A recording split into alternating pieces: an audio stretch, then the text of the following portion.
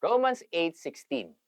The Spirit Himself bears witness along with our own spirits to the fact that we are children of God. Ito po ay salin mula sa Weymouth New Testament.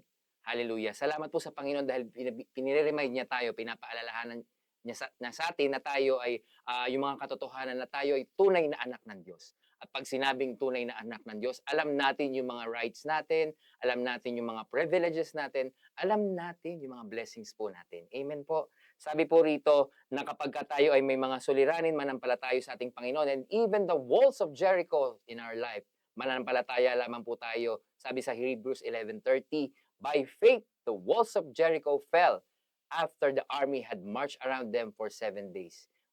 Pag tayo po ay nananalangin, tayo po ay nag-stand in our faith, alam po natin na yung katotohanan na tayo mga anak ng Diyos, mapapanghawakan po natin yan.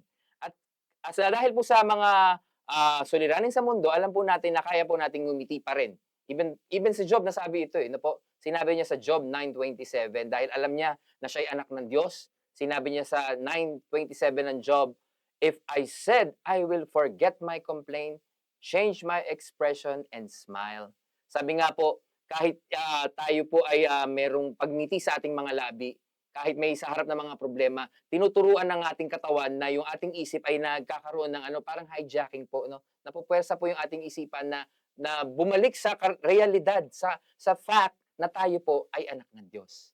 Pangalawa po, admire God's work, God's ways, and God's word. Awit 56:10, in God's word will I rejoice, in the Lord's word will I comfort. Panginoon Diyos, pinupuri ko kayo dahil sa inyong salita at pangako. Let all the earth adore you and sing psalms, may it sound to your life. May it sing psalms to your life. Hallelujah.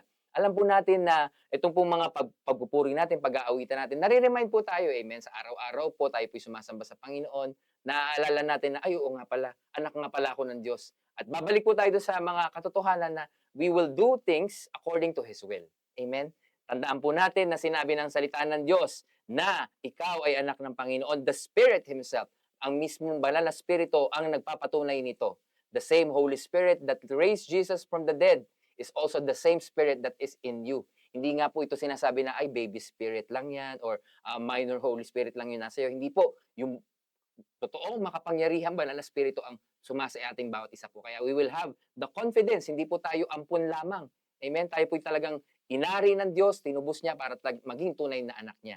Again po, mula sa Romans 8:16, the Spirit Himself bears witness along with our own spirits to the fact that we are children of God.